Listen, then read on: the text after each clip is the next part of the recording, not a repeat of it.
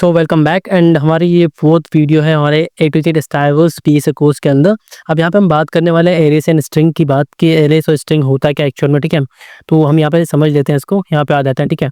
अब देखो एरेस और स्ट्रिंग होता है क्या, सिंपली जब आप एरे को क्रिएट करते हो, ठीक है, तो सपोज ऐसी मेमोरी हमारे पास में क्रिएट हो गई, ठीक है। उसके अंदर वैल्यू सपोज हमारे पास में 1 आ गया, 2 आ गया, ठीक है। सॉरी, 1 2 से नहीं, हम यहाँ पे जीरो इंडेक्सिंग की बात कर लेते हैं। 0 इंडेक्स हो गया, 1 इंडेक्स हो गया, 2 इंडेक्स हो गया, 3 इंडेक्स हो गया, 4 इंडेक्स हो गया, 5 इंडेक्स हो गया। सपोज हमने 5 साइज का एक एरे बनाया, ठीक है। तो हम जब 5 साइज का एरे बनाते हैं तो कंटिन्यूअस मेमोरी में बनता है, ठीक है। एंड ये फिक्स साइज होता है। पहली बात कि जब हम क्रिएट कर रहे हैं तो तभी हमें उसको इसका साइज डिफाइन करना पड़ता है कि एक्चुअल में कितने साइज का ये एरे हमारा इंटायरली होने वाला है, ठीक है। तो यहाँ पे देखो 0 साइज हो गया, मतलब ये टोटल 5 साइज का एरे हो गया। मतलब जैसे मान लो कि मैं अगर 1 साइज का बनाता तो यहाँ तक आता सिर्फ, ठीक है। सॉरी, 1 साइज का बनाता तो 0 इंडेक्स तक आता। 2 साइज का होता तो 0 और 1 2 इंडेक्स आ रहे होते हैं हमारे पास में। ऐसे करके यहाँ तो हमारे पास में 5 इंडेक्स आ गए। ये हो गया हमारा तरीका एरे को क्रिएट करने का, ठीक है। तो ये हमारा क्या हो गया, सपोज ये हमारा हो गया अब एरे, ठीक है। ये हो गया हमारा एरे। अब एरे ऐसे क्रिएट हुआ, ठीक है। अब मैं इसी सेम चीज़ की बात करूँ यहाँ पे, तो देखो यहाँ पे ये क्या हो जाएगा हमारा, ठीक है। एक सेकेंड, ओके। तो यहाँ पे मैं इसको बना लेता हूँ एक बार और। अब यहाँ पे मैं एरे और स्ट्रिंग की बात कर रहा हूँ, तो यहाँ पे स्ट्रिंग की बात कर लेते हैं हम, ठीक है। तो हमारे स्ट्रिंग में क्या होता है, हमारे स्ट्रिंग में सेम चीज़ ये जैसे यहाँ पे लिखी हुई है, ठीक है। तो अगर मैं ठीक है, हाँ, इसको यहाँ से मैं, ठीक है। तो इसकी बात करेंगे हम यहाँ पे, इसको, ठीक है, छोड़ो यहाँ पे, इसको यहीं छोड़ते हैं। एक काम करते हैं, यहाँ पे बनाते हैं, ठीक है।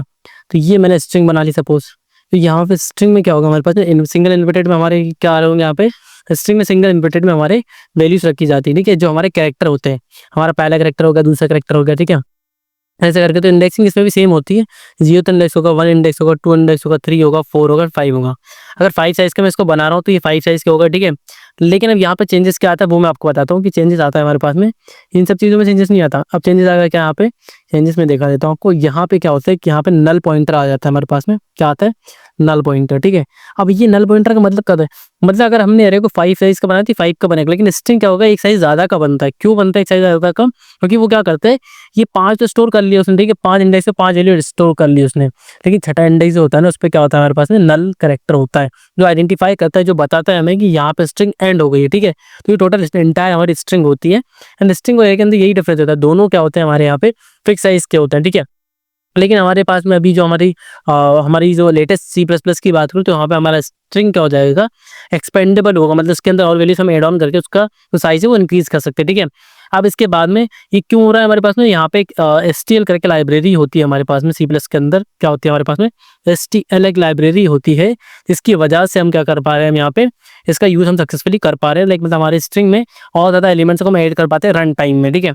अब एरेस की बात करो तो यहाँ पे एरेस में तो ड्रॉबैक आ गया हमारे पास में। तो उसके लिए हमारे STL ने क्या किया, STL ने कहा कि प्रॉब्लम की बात नहीं है, यहाँ पे मैं आपको एक और चीज़ दे देता हूँ जो हमारे एरे के रिप्लेसमेंट हो जाएगी। एंड वो हमारे पास में क्या हो जाएगा, हमारा वेक्टर हो जाएगा, ठीक है। तो ये हमारा पास हो गया वेक्टर।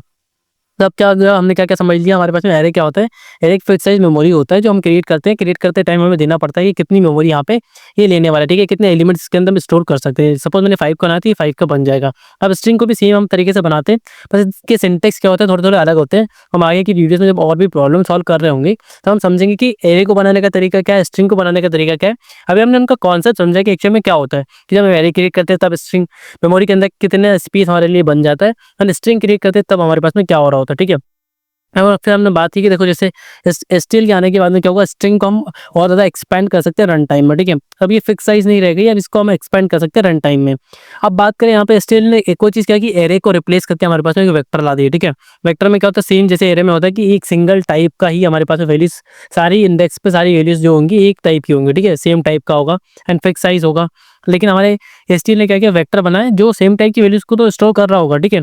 जो फंक्शनलिटी थी एरे की वो इसके पास में है, लेकिन अब यहाँ पे जो फिक्स साइज मेमोरी वाला प्रॉब्लम था उसको यहाँ पे रिजॉल्व कर दिया, ठीक है। तो thank you for this video, we will meet in the next video and solve the next problem, Striver's A to Z DSA course. Thank you.